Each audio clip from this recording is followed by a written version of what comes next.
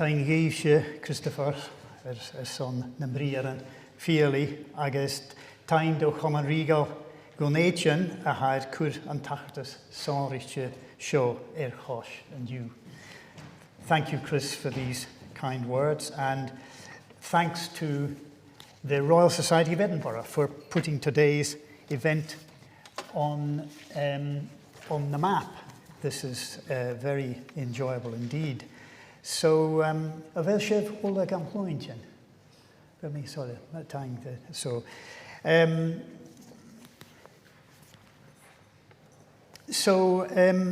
My title draws on the words of Neil mhuinntir, written in the manuscript books of Clanranald, and here offers a Gaelic perspective on the civil wars.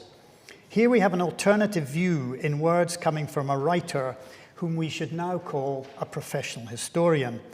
And in the context of Gaelic society, let's say a chronicler or a shanachie, who was at work in 17th century Uist, offering a view of the times from his own societal base from the Gaelic side. Neil mhuinntir was a member of the remarkable Bardic dynasty that served the Lords of the Isles, dooley, pressing the buttons when I shouldn't be, from the 13th to the 15th centuries, and then the Clanranald branch of Clondonald. They were living at Stilligre here in South Uist, where they had lands in return for their professional services to the chief of Clanranald. And in more detail, these are his words that I was drawing on, and the purists will have to forgive me for translating this word mhuinntir as the folk, but I wanted to cut it down to something brisk, so the folk who did all the business is not an adequate translation for classical Gaelic, so forgive me, folks. I shouldn't say folks, should I? Here we are among scholars. So, learning about the past in the islands, what is available? One almost universal comment or complaint of the historian embarking on their study of the Highlands and Islands has been the absence of documentation for a satisfactory narrative and the lack of archival sources for any systematic analysis. The inference of this cry of despair has been no documents, no history. So this too prevalent excuse had tended to a default position in a Highland history of cultural and ideological stereotypes. From today's standpoint, what I see for our students in the schools and universities is a narrative that is well-worn, stayed, and compiled elsewhere.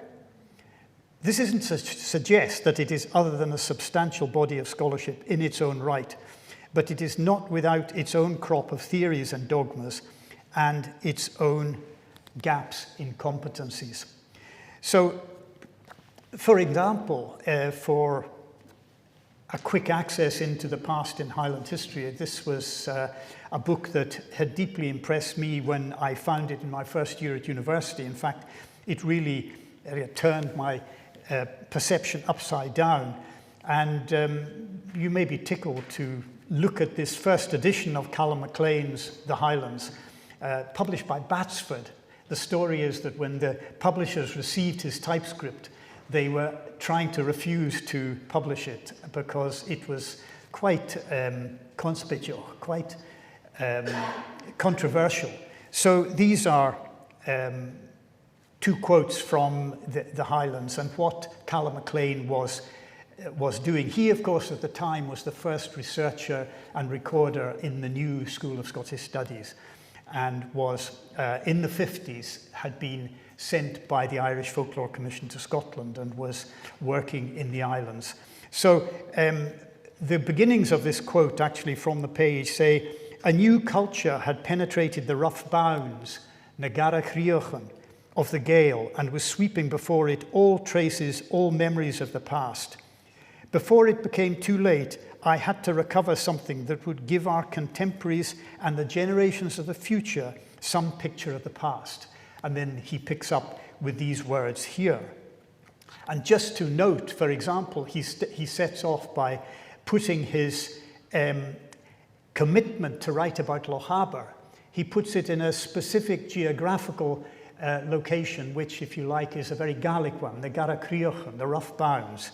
So that idea of geographies is another aspect of the past in the Highlands, which, you know, we should attend to. In other words, if we're here, we should look at the geography differently. You know, the mainland does look different from here than if you were in the mainland. At least that's what I feel, having been here for a while. For revisiting the past in the islands, it is important and even essential now to see how history has been written, to assemble an historiography. And we'll be aware that for the past in the islands, it is complicated by ever-changing academic and political fashions, and growing out of a national history whose foundations were laid in the late 18th and 19th centuries, mainly in the kind of Oxbridge-London axis. And so I believe there's a tendency for now in our absorbing of history to think history backwards from what is familiar to us today. And with that in mind, we can well take on board the comment by the philosopher R.G. Collingwood, who proposed that every new generation must rewrite history in its own way. And this seems to apply compellingly to where we are today in revisiting the past in the islands. And we're not alone. We have the work of the last generation, and particularly I admire the published work of Dr. John Bannerman, who was a great support to the college in its early years. It stands out. He stands out. Quiet and unassuming but far-reaching influence began with his appointment to Edinburgh University in 1965. Professor Alan McInnes has followed more recently with his scrutiny of Jacobitism and Highland clanship, particularly in the historically complex 17th century. For vitally important insights into a Gaelic perspective into the past, the work of Martin McGregor and Nurse McConaughey, both of Glasgow University, is at the forefront. Martin McGregor's highly detailed and forensic evaluation of the statutes of Iona, for example, has given us fresh understanding of them, with his challenging conclusion that the statutes were balanced and sophisticated in the way they sought to cater for all interests and create something for everyone.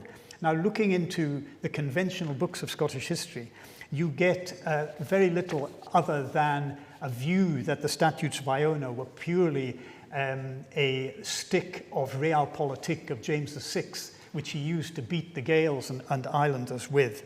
Martin has put a completely new gloss on it. Nurse McConaughey, with his detailed research into the Mackenzies of Seaforth, has offered us the vital premise that Gaelic society before the 45 was not uncommercial.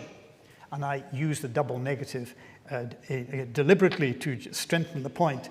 And it was certainly not purely patriarchal. In other words, it wasn't all about clans and tartans. So these are the words of the early historian John of Fordun. So, and this is what Martin McGregor, Nurse McConaughey and others have in their sights. It's this lack of view from within the Gaeltacht and the baneful influence of the Highland Lowland divide, which of course emerges from Fordun's words here. Dating from the second half of the 14th century, and the bald statement, often quoted but probably little studied, written in the 1370s, this has been taken at face value. And the image of the Highlander and a Highland line separating two races, repeated with little or no qualification by all his successors, with its useful topos of civilized versus barbaric. We know where we stand. Well, speaking for myself anyway. And the proverbial saying of Mirun, Morn and Gaul, or the great ill will of the foreigner or the lowlander, is the considered reaction from this angle.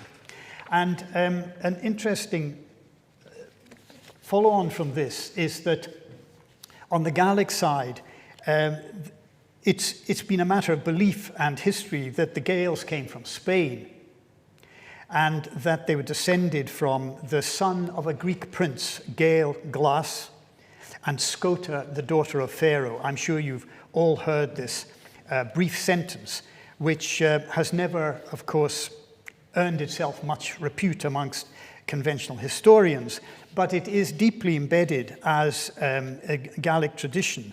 And the origin legend, as we call it, was enshrined in Scottish Gaelic and emerges from time to time. For example, at the inauguration of King Alexander III at Scone in 1249, when the Shenachie of Fili, professional poet, recited the king's pedigree back to Gael Glass and Scota, the daughter of Pharaoh. And it comes out through Gaelic verse from time to time. And my particular favorite is as late as the beginning of the 18th century. The very learned minister, the Reverend John Maclean, produces a poem of praise to Edward Llwyd, who was the early Celtic scholar, and in which he rehearses the origin legend. And this is important too, because these days the archaeological paradigm, if you like, of the Celtic people coming from Central Europe and the Hallstatt and Latène cultures is also being challenged by linguistic and philological evidence, which suggests to us, in fact, that Spanish bridgehead or step of the move, the emergence, if you like, of the Gaels in history, in long-term history, is in fact through Spain. So the origin legend, which has been just treated far too lightly, I would say, in conventional histories, has this wonderful germ of truth in it. So the assembling and writing of Highland history has been subject to sometimes dramatic changes of fashion. And an alternative or an insider view, which I'm trying to assemble, might insist today that it had been blighted by this, not least because it could be assumed that this history has been composed and articulated and consumed and regurgitated outside the region. Surely we can mount a challenge to conventional Highland and Island history with the sources we have to hand, and adopting an innovative and open approach with multidisciplinary and interdisciplinary studies, drawing on sociology, history, human geography, cultural anthropology, and of course language and literature. And this is where I can recommend the extraordinary richness of the Toparandolgish sound archive, which we have to hand, as typical of the new sources that we might draw into this view of the past from this region. So what guides us into the Highlands in British or Scottish history? I believe we tend to think back the way with more recent episodes as familiar starting points. The Jacobite Wars and their final strategic and political solution in the Battle of Culloden in 1746, an army of occupation and a confused society in relative economic decline, but trying to rebuild itself.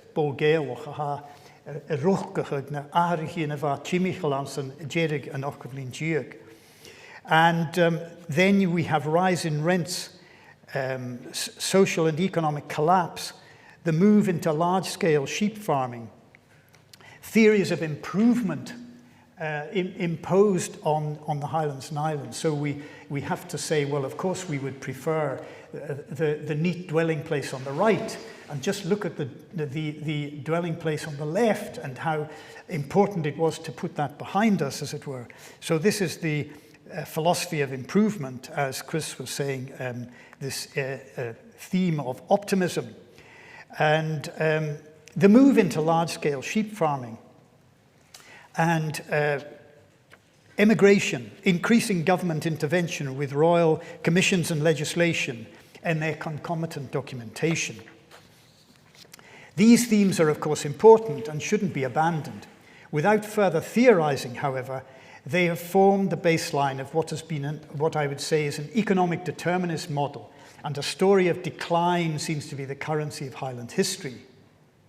But history today, and I will make the boast that this is the ability of the UHI and the role of the UHI, the University of Highlands Islands, a more critical and omnivorous discipline, looking with enthusiasm beyond the history of kings and queens, wars and governments and their bureaucracies, and capable of recognizing and turning to good effect national and regional diversity, social and cultural history, local history, and an interest of mine drawing on material culture.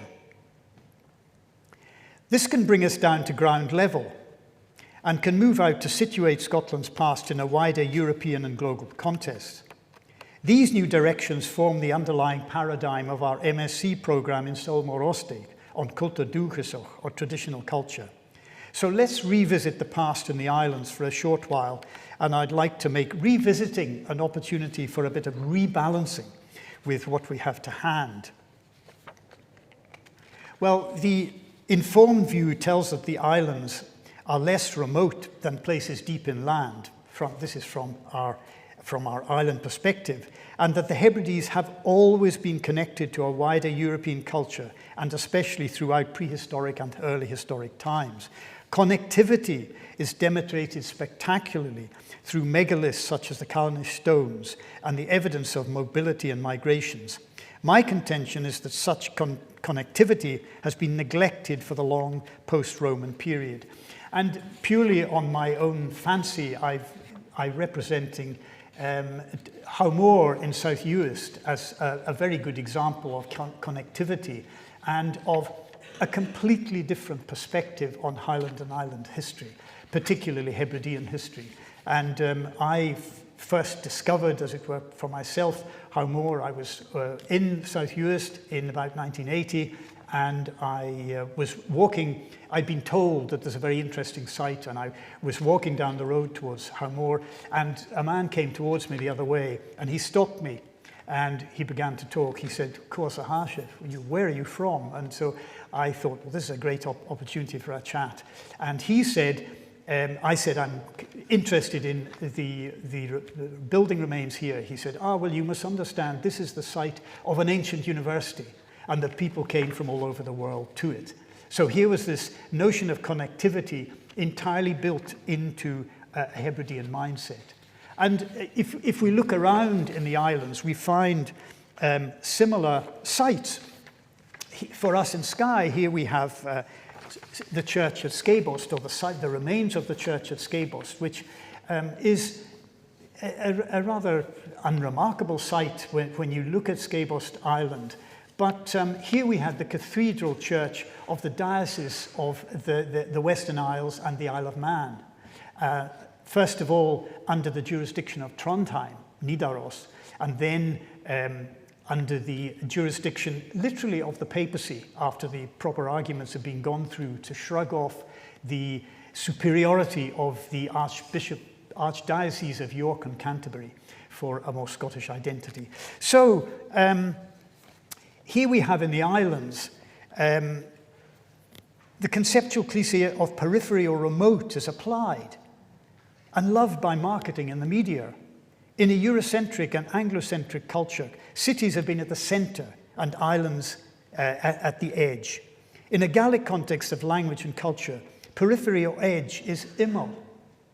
And a phrase like imol na Gaeltach, or the edge of the Gaeltach, is a standard colloquialism. But it's always been perceived that imol na Gaeltach was never the Outer Hebrides, but centres such as Blairgowrie and Braemar or Dumbarton, Dunkeld, and places further south. Of course, places seen conventionally as peripheral might be linked by seas to the rest of the world, which is the case here, of course, on the west coast of Uist. This has a very strong personal detail in it, in that these are two of my grandchildren on the beach in South Uist. So, what have we got to offer? What can we look at? I'm just going to look at one or two items here to part of the rebalancing. First of all, when we think of sea power and maritime culture, we think of the Highland Galley and the influence of the Vikings and so on. But we must remember that boating culture goes way back, and this is a lovely little item in the National Museum of Ireland, this little boat model, which of course when you see it must be a model of a substantial craft, when you see the oars and the rowing benches and the mast and so on. And of course there is the, we must remember with pleasure and interest the voyage literature from early Irish, and with the voyages of saints from their monastic seats to the other worlds of the ocean. Donad. What is so interesting about this, although it's in a defensible position, the excavations that have been done here don't show much sign of fortifications or struggles or battles or whatever, but this was a palace of royal inauguration and the capital, as it were, of Dalriata in Scotland, linking it with Ireland. But more importantly for us, the hub of an international trading route, bringing such items, as I've written here, as pottery and glass from the Mediterranean, and a redistribution centre for luxury commodities and a trade under royal control. So much to look at there and think about. The church, of course, a vital influence in early Gaelic culture and a vital part of the history of the Gaeltacht and the past. And these are very important items which survive from then. What I like about these is the way that they symbolize what the Celtic Church seems to stand for as a missionary church, which comes from Ireland through the Scottish Islands, through the Scottish mainland, and then back to re-evangelize parts of Europe. And so wonderful how information in Gaelic manuscripts survived in European monasteries and was discovered in the 19th century. Of course, you can't avoid mentioning Iona and Callum St. Columba and his role in all this. And that, as I say, in looking at visiting the past in the islands, that is one of our big topics. And of course, I appeared to diminish the role of the Vikings, but I don't mean to by any means. The Viking era is so interesting, so important. Invasion and colonization, the legacy, the richness of place name evidence, and strata of names suggesting waves of settlement. And this is all information that has come to us through the fieldwork of Scandinavian scholars in the 1930s and the 1950s, and is in a way our framework for understanding the Viking influence, the Norse influence in the islands and in Scotland. Now, our colleague Richard Cox's PhD on Lewis place names suggests that the Scandinavian influence can be overstated. So certainly what we have is a mixed Norse-Gaelic society of the 9th to the 13th centuries. And this is important to us, and still in so many ways.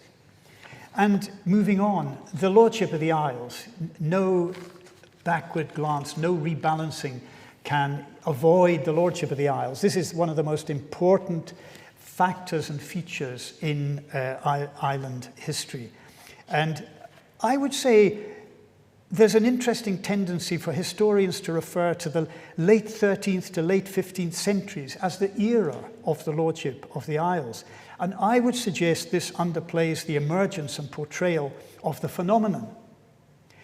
The renowned Somerled appears on the historical scene in the mid-12th century, and Somerled is recognized in Gaelic tradition as the founder of the Lordship of the Isles, and his successors as kings of the Isles, Rinn and Uile. We assume that Sorley Mac Ilivrit was of mixed Norse-Gaelic stock, which by then was not, as we'd say, a big deal. Everyone, more or less, in the Northern and Western Isles were of mixed Gaelic stock. And so Somerled himself saw no irony in pushing back on Norse overlordship. And there are very interesting oral traditions about Somerled's emergence and Somerled's pushing back on Norse overlordship and how it all started. These were traditions recorded in Ardnamurchan and Ardgour in the 19th and 20th century. Well, the lordship, of course, as I've had in my little text, is marked out by its stone monuments and these wonderful grave slabs. This is just an example recorded by a 19th century artist. And just another of the mark of the lordships is in Gaelic culture and music and so forth. And one book which I've been rereading recently before coming here, this book, the Songbook of the Pillagers, Duanar and Asrakara, produced by Wilson MacLeod and my colleague Meg Bateman, which is a wonderful source for revisiting the past from a Gaelic perspective, and as it were, reading a book like that, and if you shut your mind to everything you've learnt beforehand, it's very, very instructive, I believe. Well, this other aspect of what we have behind the Lordship is trade routes and connectivity with Europe, and particularly from these parts, trade went through the entrepot centre in Ireland of Galway, and also Limerick and Sligo, and connected the Highlands and Islands, well, the Western mainland and the islands with Spain and France in a really big way, which I think is that part of Gaelic history has been largely ignored in Scottish history. But this Atlantic littoral was very, very important and brought us, amongst other things, the influence of the Renaissance. And I just want to, as it were, tease ourselves with some ideas that we can look for the Renaissance, believe it or not, in architecture. We have a lot of wonderful castles on the west coast and in the islands, which are not really under the care of Historic Environment Scotland. In fact, very few of these sites are, like Homore, for example. These sites are, I would suggest, neglected. But if we look more critically at a castle like this, Castle Chirham in Moydart, whose restoration in our own generation had failed due to, I dare to say, purists who said that it was much better on the west coast just to have a ruin than to have a lovely manicured monument. So let's keep it as a ruin. So my own interest has been deeply frustrated in that this idea of showing what we have inside this curtain wall style of castle, which was so typical of the Middle Ages, is it a stronghold or is it a palace? And I maintain that if we put Gaelic poetry and song beside these buildings, or think about them within the spaces of these buildings, we might find it really quite easy to imagine that somewhere like Castle Chirham is as much a palace as anything in Fiesole or Florence and in Italy of the Renaissance. And this, my attention been caught by this song in the MacDonald collection, where there is this sense of different spaces emerging in the castle, or in the, I'm assuming this might be referring to Castle Chirham, since her husband, Mary's husband, was one of the Clanranalds, dying in 1618. But the long, long lament is really a very, very beautiful piece. And I just picked out this verse because I think, as I say, what we have here is a hint about these internal spaces. And so you have the blast of the pipes, the rattle of the dice on the boards, the gaming, and the noise of the bards, the bragging of the bards with their satire. And then it moves to the, if you like, the chamber of reflection and quietness, where the widow remembers, why would I let you away from me? Why have you died? So I think these spaces should be reinvestigated. And here's another one, which Glengarry Castle, another ruin. But it's very, very impressive. And inside, what we know of the architectural spaces are very, very impressive indeed, and are much more to do with fine domestic living than they are with defense. Now, just picking up I'm talking about this connectivity, a late reference from 1750 from this anonymous report for the government, and the author, probably Alexander MacBain, it's anonymous in the way it's published. He was a minister in Venice, and as you see from this, on the side of the government. So he writes, all these countries, Moydart, the two Moras, Moydart and Arasay, this is just across here, it's the Garacriochen again, the rough bounds, are the most rough, mountainous and impassable parts in all the highlands of Scotland, and are commonly called by the inhabitants of the neighbouring countries the Highlands of the Highlands. And then he says, the people in general of all ranks in this barbarous place are much better acquainted with Rome, Madrid and Paris than they are with London or Edinburgh. Amazing. Why not? But of course, for him, this was traitorous. You know, this was deeply hostile, that they were all hugger-mugger with Europeans. Well, this is, in great speed, this is just a rapid and simple way of putting some explanation onto Highland history. And we had a very good seminar the other day from Martin McGregor about this map on the left, which is really a map to illustrate in quite a sort of graphic way how powerful the Lordship of the Isles was and how it drew the ire of the Kingdom of Scots down on it, and it was then obliterated by feudal law and so on in 1493. But one of the points about this map is that it recalls this, what I believe is a proverbial saying, is that what the Lords of the Isles possessed was half of Scotland and a house. So they were, if you like, 51% stakeholders in the Scottish kingdom, which of course did not agree with the Stuart dynasty. So it was replaced with a different sort of set of power politics, where on the right we are shown how the Mackenzies are set up in the north and the Campbells in the south, and Clandonald, as it were, the Lords of the Isles, are squeezed out in the middle. And this is just a summary of that dismemberment and how it was brought about with the politics of the crown. And then just to mention that another aspect of this perhaps Gaeltacht past is the granting of charters and so forth by the Lords of the Isles. The published acts of the Lords of the Isles, Scottish History Society volume of 1986, illustrate the process of the Gaelic lordship taking on board or submitting themselves to feudalism and becoming assimilated to the Scottish kingdom. I'm not so sure that this is an adequate explanation from a Gaelic point of view.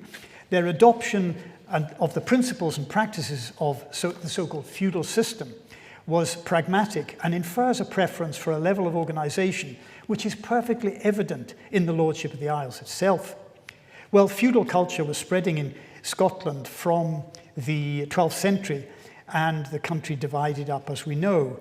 And charters were certainly adopted by the Lords of the Isles, but on their own terms, I believe. For example, the terminology might be different, and even the language, as in the surviving so-called Uile Charter of 1408, not in Latin, but in Gaelic. And we might assume there might have been others. And there's another beauty which is buried away in the Paisley Abbey Chartelary of a grant by Reginald Earl, son of Somerled, Lord of Ishigawl, to the Abbey of Paisley, of 8 oxen and 2 pence for 1 year from every house in his domain from which smoke issued, and thereafter 1 penny each year from every house from which smoke issued, and his heirs to continue the gift or be cursed for failing to do so. In a further grant to the abbey, the monks were to be helped by sea and by land, quote, with the certain knowledge that by Callum-Kill, whosoever of my heirs molests them shall have my curse. So in other words, the terminology of these charters are different. And I should maybe just, I hadn't translated the 2 of the verbal charters. These come down in oral tradition and were recorded in the 19th century.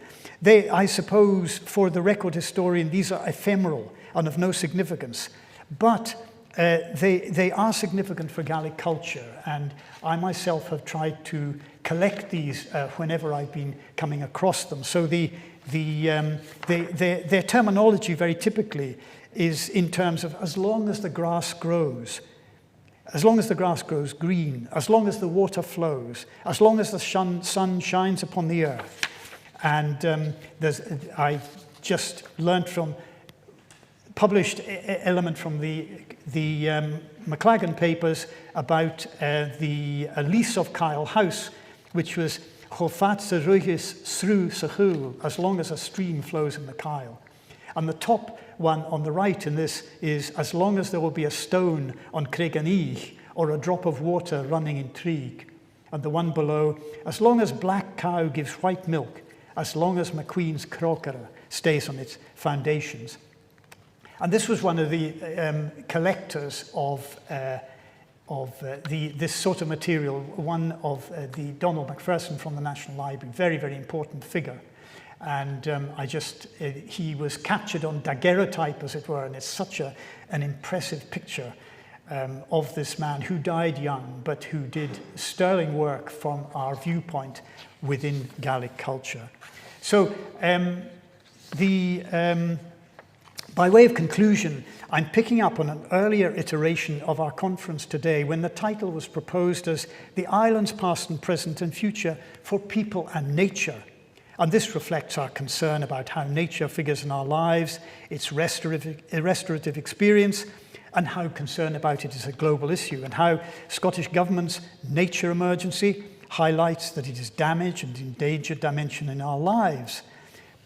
And a science-led understanding of the long-term attrition of natural resources, such as trees and woodlands, is retailed in the Highlands and Islands, where all these features, good and bad, are starkly seen, predicated, it seems, on a notion that environmental awareness is a relatively new concept.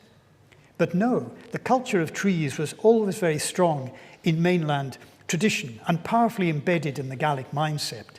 Trees were linked into and symbolized the concept of the just ruler and the well-being of landscape and people engendered by the virtuous rule of the good king. The death or loss of the just ruler foresaw an antithesis of the blighting of woods and trees and crops and the onset of prolonged winters and the destruction of that natural world. So Gaelic culture and tradition contradict conventional science-led understanding of attrition of natural resources and should come to contradict the inference that the Gael has been careless of natural resources. Modern environmental lessons were part and parcel of Gaelic culture. And this is just a particular example to cite, Oran na Córaigh, the song of the owl, where this accord, as it were, between people and nature is at the heart of this song. And finally, I wanted to challenge our conventions of modern-day academic scholarship by suggesting to you that a revisit to the island's past should also include a fresh burst of heroic history, which has been intellectually outlawed since the 1960s.